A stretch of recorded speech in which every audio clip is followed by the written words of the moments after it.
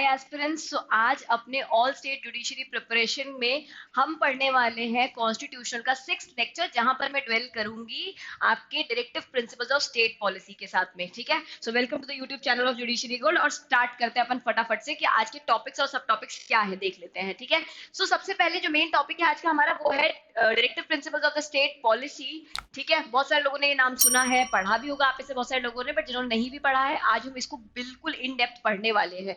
फिर हम इसका इंट्रोडक्शन और ओरिजिन देखेंगे कि बेसिकली मतलब क्या होता है इनका, ओरिजिनेट ये कैसे हुए हैं भारत में, कैसे हमने इस कॉन्सेप्ट को अडॉप्ट किया है, फिर टाइप्स क्या है इसके। ठीक है, इसके 3 टाइप्स है, इन तीनों टाइप्स को हम पढ़ेंगे और फिर जो भी इंपॉर्टेंट केसेस हैं वो पढ़ेंगे हम। ठीक है, चलिए सो स्टार्ट करते हैं अपन इसके बेसिक मीनिंग के साथ में। So when the constitution was being made 1945 में एक सप्रू कमिटी को क्या किया गया था, गठन किया गया था, कंस्टिट्यूट किया गया था, जिसने आपके जो राइट्स है उनको 2 कैटेगरीज में क्या कर दिया, डिवाइड कर दिया। ठीक है, एक कैटेगरी ऑफ राइट्स थे जो इंडिविजुअल के राइट्स थे, वो थे जस्टिसेबल राइट्स, है ना, और दूसरी कैटेगरी जो थी वो थी नॉन जस्टिसेबल राइट्स की। तो इन्होंने जब संविधान को बनाया, जब संविधान में इन जस्टिसेबल और नॉन जस्टिसेबल राइट्स को लिखा एक साथ, तो कंफ्यूजन को अवॉइड करने के लिए इन्होंने क्या कर दिया, जो जस्टिसेबल राइट्स थे उनको तो बता दिया क्या, fundamental rights under part 3 of the Indian constitution. और जो आपके नॉन जस्टिसेबल राइट्स थे, है ना, उनको फंडामेंटल राइट्स की कैटेगरी में ना डालते हुए,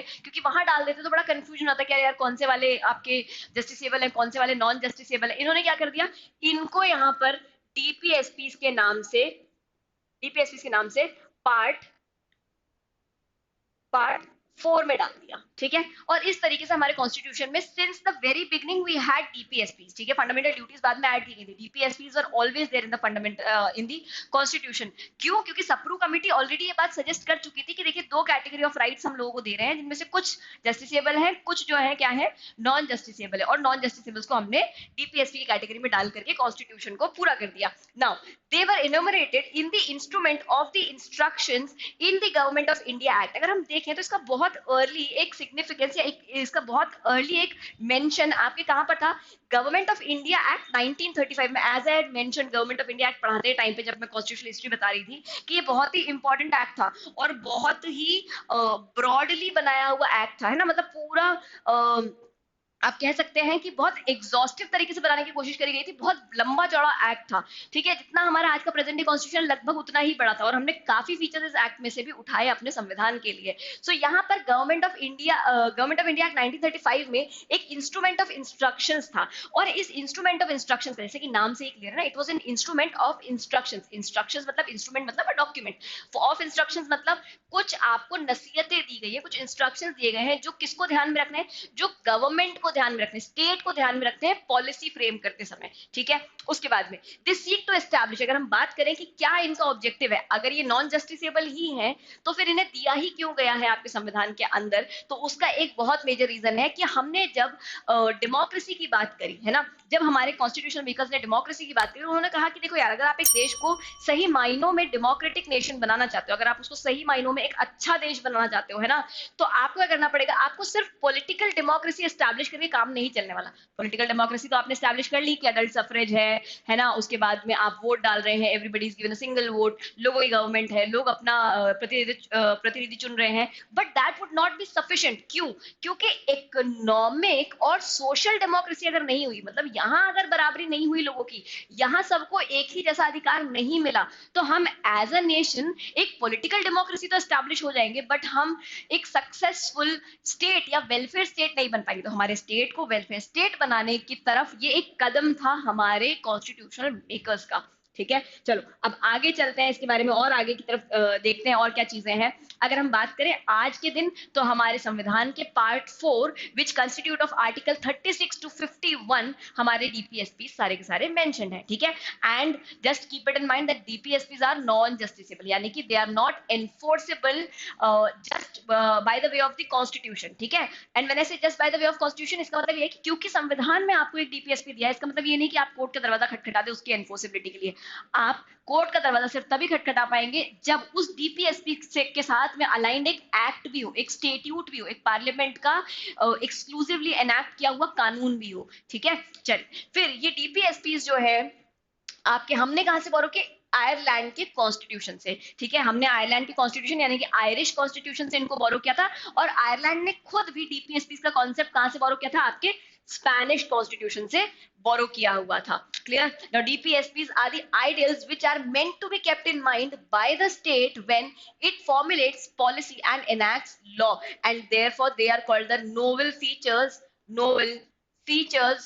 of the constitution। है ना, किसने कहा इसको नोवेल फीचर्स? आपके doctor B are Ambedkar ji ने कहा कि these are the novel features of the Indian constitution। क्यों? क्योंकि इनका काम ही वेलफेयर के बारे में सोचना है, तो इसलिए ये नोवेल्टी को क्या करते हैं, बेसिकली प्रमोट करते हैं, उनको अपहोल्ड करते हैं। That is why they are the novel features of the constitution. आगे बढ़ते हैं। Now types of DPSP. DPSP ना देखो तीन तरीके के हैं, मतलब तीन प्रिंसिपल्स के ऊपर डिजाइन है आपके डीपीएसपी। पहले है गांधीयन, ठीक है, गांधीयन डीपीएसपी, गांधीयन प्रिंसिपल पर बेस्ड। दूसरा है सोशलिस्टिक प्रिंसिपल पर बेस्ड, और तीसरे हैं आपके लिबरल इंटेलेक्चुअल प्रिंसिपल्स पर बेस्ड, ठीक है।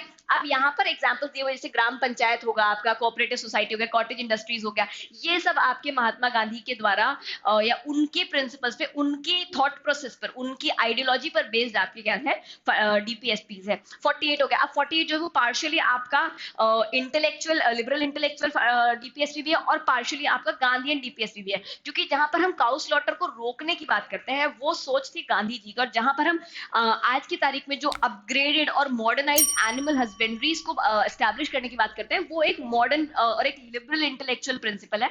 तो therefore the article 48 is partly divided into the both, ठीक है।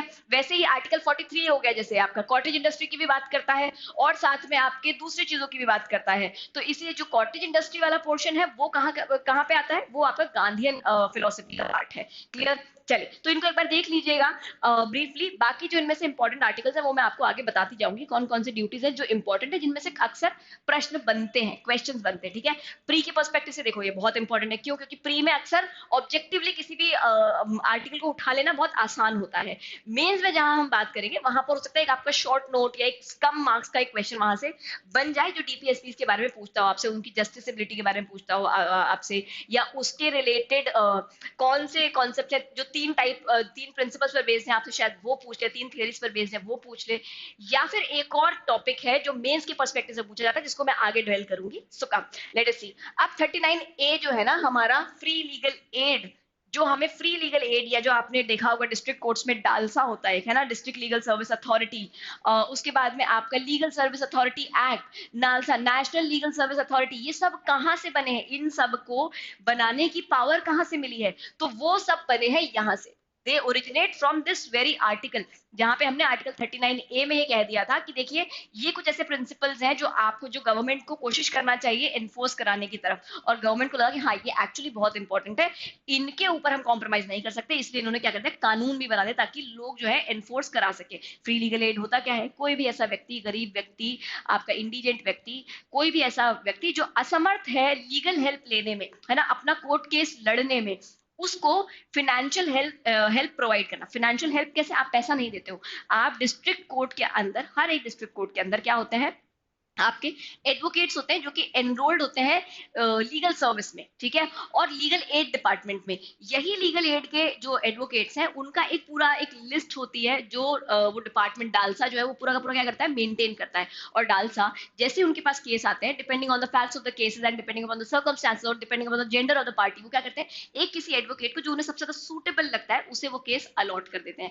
और फिर ये वकील फ्री में, बिना इस बंदे को चार्ज किए हुए, जो भी व्यक्ति आया है ना डालसा के पास में, उसको बिना 1 रुपया भी चार्ज करे क्या करता है, कोर्ट केस लड़ता है उसके बिहाफ पर कोर्ट में जाकर के, ठीक है। अच्छा, अब इनको कहां से आय मिलती है, इनको, क्योंकि कोई भी व्यक्ति फ्री में तो आपका काम नहीं करेगा ना, the time of every advocate is very precious, और बड़ा कॉम्पिटिटिव एक तरीके से आपका प्रोफेशन है एडवोकेसी का। तो इन्हें जो आपका डालसा है, यानी कि जो डिस्ट्रिक्ट लीगल सर्विस अथॉरिटी है, ये पे करती है पैसा, ठीक है। एक नियमित अमाउंट डिसाइडेड होता है सिविल केसेस के लिए और क्रिमिनल केसेस के लिए, तो उसी अमाउंट के ऊपर आपको जो है फीस मिल जाती है। अगर आप लोअर कोर्ट में, आप अगर जेएमएफसी कोर्ट में या जेएमएससी कोर्ट में केस फाइट कर रहे हैं तो उसके लिए एक अलग अमाउंट है, और अगर आप कोर्ट ऑफ सेशन में या एडीजे कोर्ट में या डीजे कोर्ट में अगर आप एक केस लड़ रहे हैं तो उसके लिए एक अलग आय है, ठीक है। और वो लिस्ट भी एडवोकेट्स की अलग अलग बनी होती है depending upon their expertise expertise and depending upon their experiences. चलिए अब आते हैं आर्टिकल 40 पे। आर्टिकल 40 जो है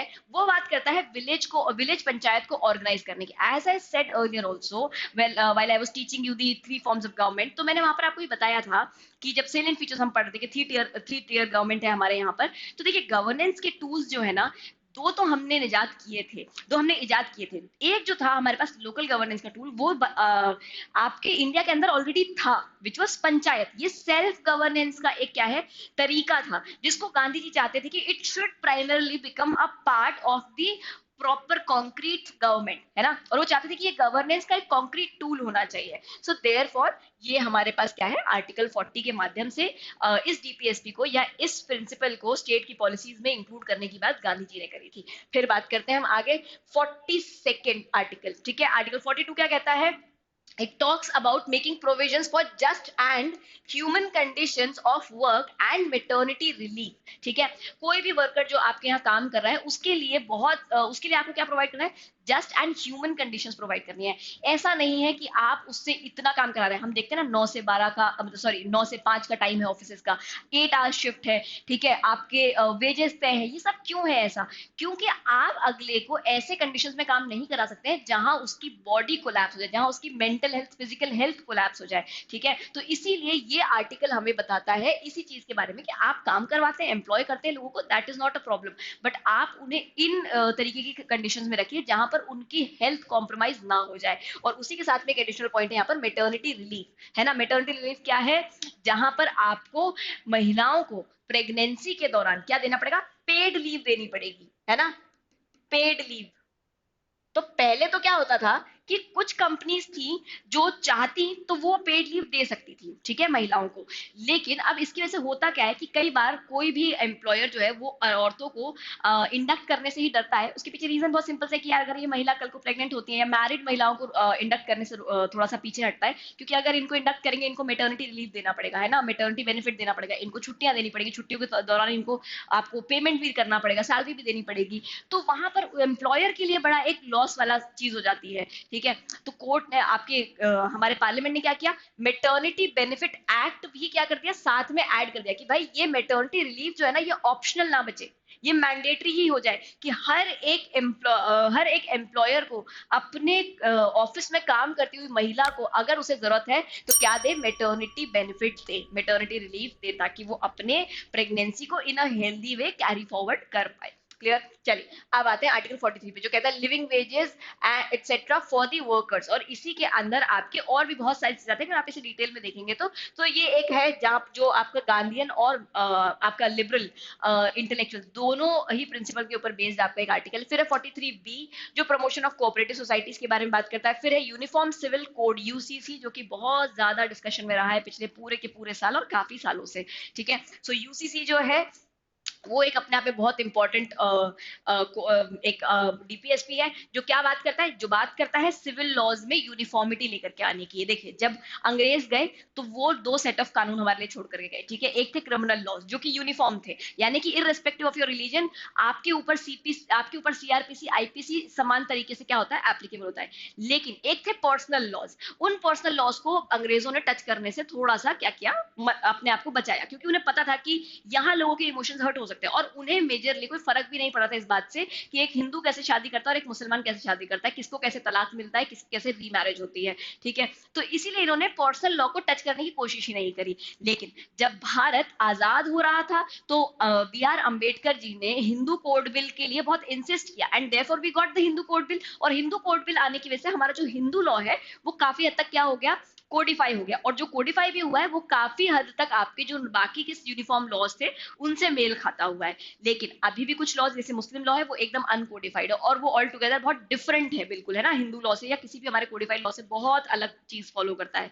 तो इसीलिए हमने यूनिफॉर्म सिविल कोड को तब सिर्फ एक सोच रखा कि इसको हम चाहते हैं कि ये आए, लेकिन ये इवेंचुअली आए, ये धीरे धीरे आए, एकदम से ना आए। क्योंकि एकदम से देखो पार्टीशन हुआ था, अगर आप एकदम से इम्पोज कर देते मुस्लिम्स के ऊपर भी कि नहीं आपको हम जो कह रहे हैं आपको वही करना पड़ेगा, है ना, आपका लॉ हम पूरा उलट पलट करके रख देंगे, तो शायद थोड़ा सा वो लोग एंडेंजर्ड फील करते, थोड़ा सा वो लोग वल्नरेबल फील करते। तो इस कम्युनिटी को बचाने के लिए, उनके इंटरेस्ट को बचाने के लिए उस समय पर जरूरी था कि हम मुस्लिम लॉ को कोडिफाई ना करते, है ना, और यूनिफॉर्म सिविल कोड को सिर्फ क्या रखते, एक आपका डीपीएसपी ही रखते। चलिए आगे बढ़ते हैं। नाउ आर्टिकल 48 सेज ऑर्गेनाइजेशन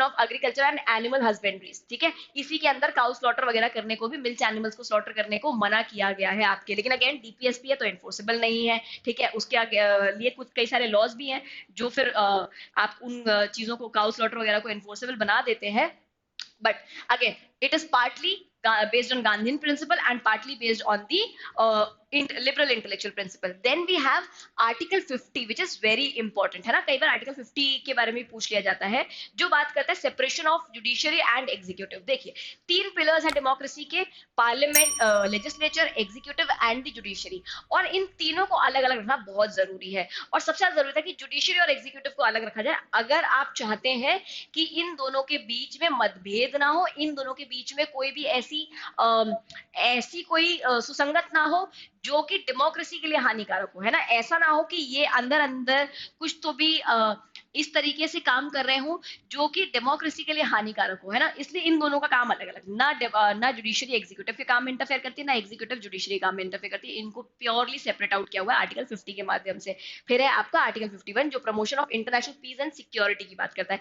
हम जितने भी कानूनों को, जैसे यूएन ने कोई एक कॉन्फ्रेंस किया, उसमें उन्होंने ये कोई चीज एक सजेस्ट कर दी और हमने उस सजेशन के चलते एक कानून बना लिया, वो सब चीजें हम क्यों बनाते, क्योंकि हम आर्टिकल 51 को फॉलो करते हैं, ठीक है, जैसे आर्बिट्रेशन के ऊपर कानून था, यूएन का ही एक वो था, सजेशन था, ठीक है, यूएन की एक गाइडलाइन थी कि आप सबको क्या करना चाहिए, सारे ही देशों को, सारे ही मुल्कों को जो इस कॉन्फ्रेंस का पार्ट है, उन्हें क्या करना चाहिए, आपका आर्बिट्रेशन को लेकर के आना चाहिए on table, instead of going to the courts straightforwardly, आप क्या करो, आप मध्यस्थता के माध्यम से अपने केसेस को सॉर्ट करने की कोशिश करो। तो ये कहां से हमने सोच ली थी, ये हमें यूएन ने गाइड किया था और हमने आर्टिकल 51 के चलते इन चीजों को क्या करा, इंडक्ट करके एक कानून पारित कर दिया, ठीक है।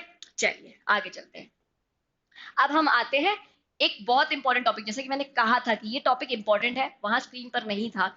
अब ये जो पूरा का पूरा आपका एक टॉपिक है जो एक इंपॉर्टेंट पार्ट फॉर्म करता है, एक इंपॉर्टेंट क्वेश्चन फॉर्म करता है आपके एग्जामिनेशन के लिए, वो है conflict between the fundamental rights and the DPSPs, ठीक है। देखो एक कॉन्फ्लिक्ट था फंडामेंटल राइट्स और डीपीएसपीस के बीच में, ये कॉन्फ्लिक्ट के पीछे जो सोल रीजन था वो ये था कि जो आपके फंडामेंटल राइट्स थे ना वो जस्टिसेबल थे, लेकिन जो डीपीएसपीस थे वो जस्टिसेबल नहीं थे बिल्कुल भी, और साथ ही में स्टेट के ऊपर, जबकि एनफोर्सेबल नहीं है डीपीएसपीस, बट स्टिल स्टेट के ऊपर मॉरल ऑब्लिगेशन था कि वो उन डीपीएसपीस को इंप्लीमेंट करे अपनी पॉलिसीज के थ्रू, या उनको मानते हुए पॉलिसीज इंप्लीमेंट करे। तो कहीं ना कहीं पार्लियामेंट चाहता था कि इनको प्राथमिकता मिल जाए ओवर दी फंडामेंटल राइट्स, ठीक है, और इसी के चलते बहुत सारे केसेस आए जिनमें ये पूरा पूरा कॉन्फ्लिक्ट देखा गया। अब सबसे पहले चंपक दोराईराजन के केस में हुआ क्या, यहाँ पर आपको ये केस मैं पहले भी बता चुकी हूँ आपका।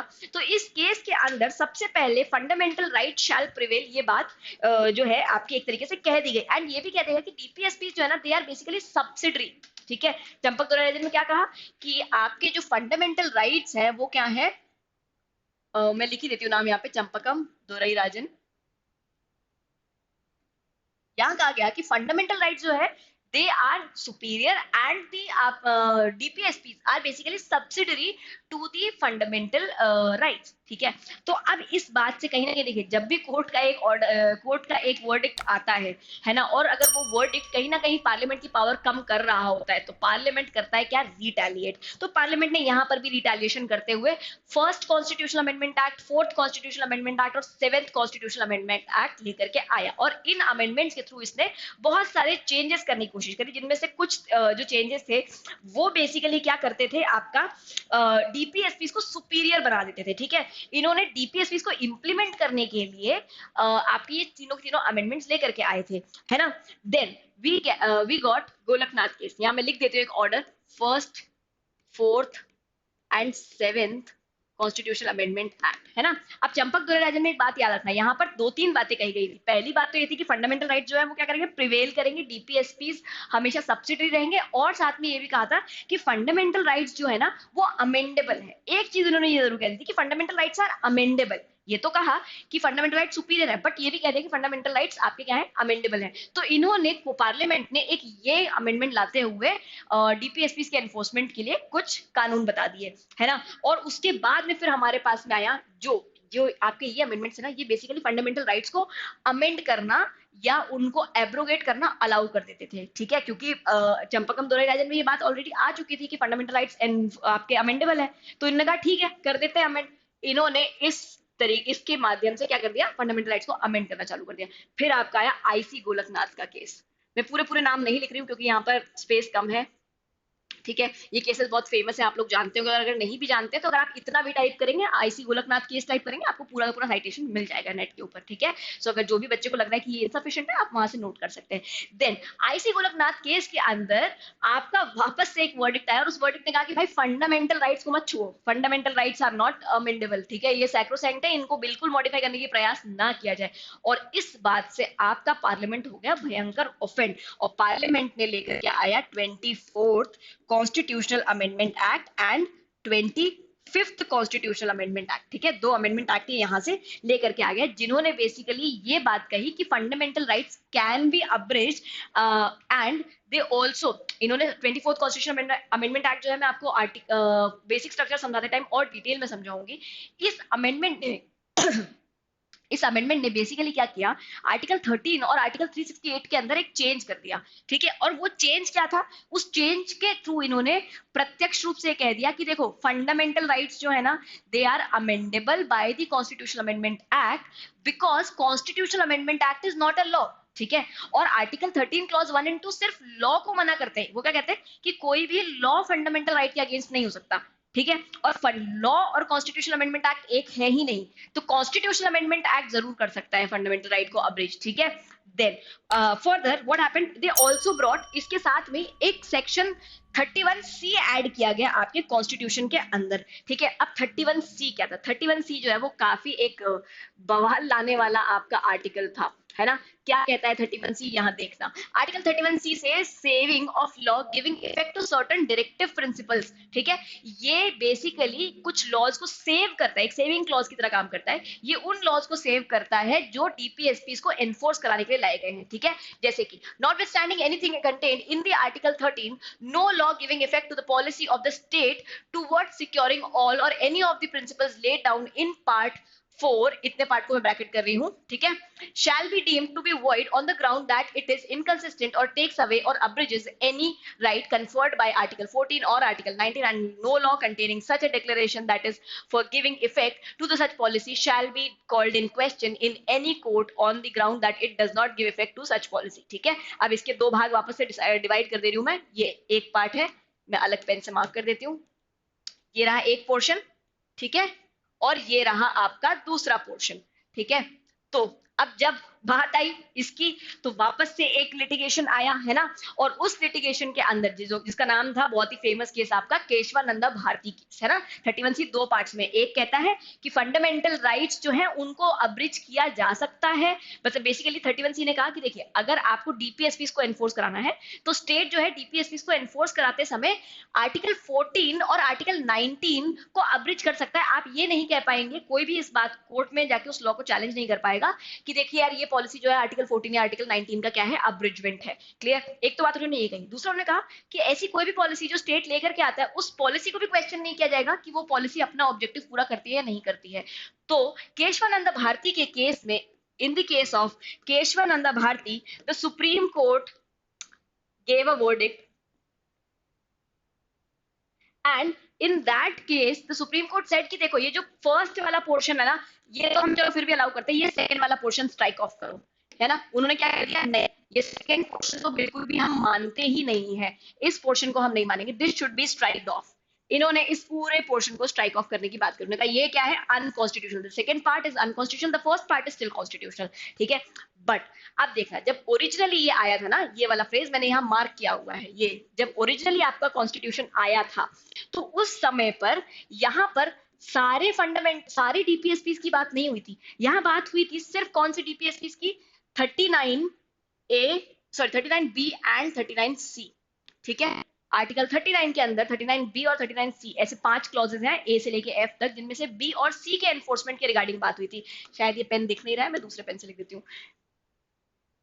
39 बी एंड 39 सी, ठीक है, ये बात थी। तो इन्होंने कहा कि देखिए इन दोनों के एनफोर्समेंट के लिए अगर 14 और 19 कर्व होता है तो कोई इशू नहीं है, लेकिन इन्होंने क्या करा, अब इनिशियली जब केशवानंदा भारती केस आया तो इन्होंने कह दिया कि ये फर्स्ट वाला पोर्शन तो हमें अलाउड है, यानी कि 39 ए बी और सी के एनफोर्समेंट के लिए अगर आप आर्टिकल 14-19 को ब्रीच करते हैं तो कोई बात नहीं, चलेगा, बस बेसिक स्ट्रक्चर मत खराब करना, है ना, और सेकंड वाला पोर्शन अनकॉन्स्टिट्यूशनल है। तो इन्होंने ये बात कह दी। अब वापस पार्लियामेंट को गुस्सा है कि ऐसे कैसे हमारी बात नहीं मानी, तो पार्लियामेंट लेकर के आया 42nd अमेंडमेंट एक्ट, ठीक है, पार्लियामेंट क्या लेकर के आया, 42nd अमेंडमेंट एक्ट। और 42nd अमेंडमेंट एक्ट ने ये जो पूरा जो पहला वाला पोर्शन है ना, जिसको गवर्नमेंट, जिसको आपके सुप्रीम कोर्ट ने लीगल बता दिया था, उस लीगल प्रोविजन के एम्बिट को और एक्सपैंड कर दिया और कहा नहीं, सिर्फ 39 ए और बी नहीं, सारे ही पार्ट 4 में दिए हुए सारे ही डीपीएसपीस के एनफोर्समेंट के लिए 14 और 19 को कर्व किया जा सकता है, ठीक है। तो ये बात आ गई। तो 1980 में finally in the year 1980 through the case of Minerva mill, the supreme court decided that no भाई, ऐसा नहीं होगा, आप सारे डीपीएसपीस के एनफोर्समेंट के लिए 14 और 19 को कर्व नहीं कर सकते हो, इसको सिर्फ कहां तक रोक के रखो, बी और सी तक, ठीक है। अब बी और सी क्या है देख लेते हैं एक बार। बी और सी जो है वो बेसिकली बताते हैं आपको certain principles of policy to be followed by the state, ठीक है। The state shall in particular, क्या कहता है, the state shall in particular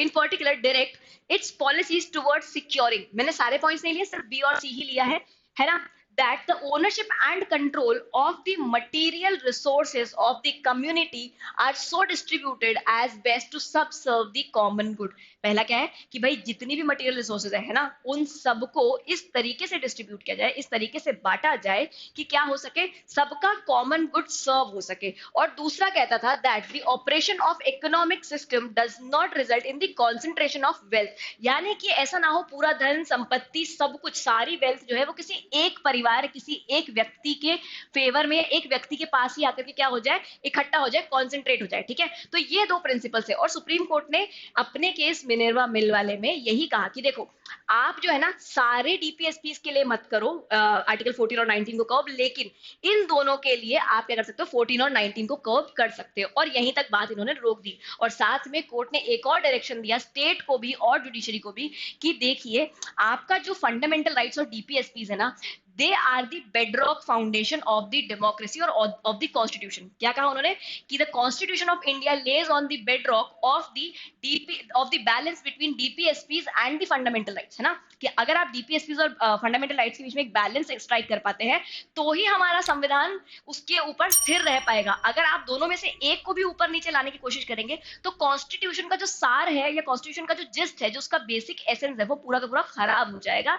इसीलिए आप दोनों के बीच में कंपटीशन ना कराते हुए दोनों के बीच में हमेशा क्या लेकर के आइए, एक हार्मोनियस कंस्ट्रक्शन कीजिए, ठीक है। ये कोशिश कीजिए कि किस तरीके से किसी भी डायरेक्टिव प्रिंसिपल को पॉलिसी में भी ले आया जाए और फंडामेंटल राइट को भी कर्व ना किया जाए, ठीक है। सो ये था आपका final verdict in the case of Minerva mill. And इसी के साथ में डीपीएसपी का चैप्टर आपका खत्म होता है। अगला चैप्टर हम पढ़ेंगे फंडामेंटल ड्यूटीज का। बाय गाइस, लाइक करना, सब्सक्राइब करना एंड शेयर भी करना इस वीडियो को। Bye, make your day great.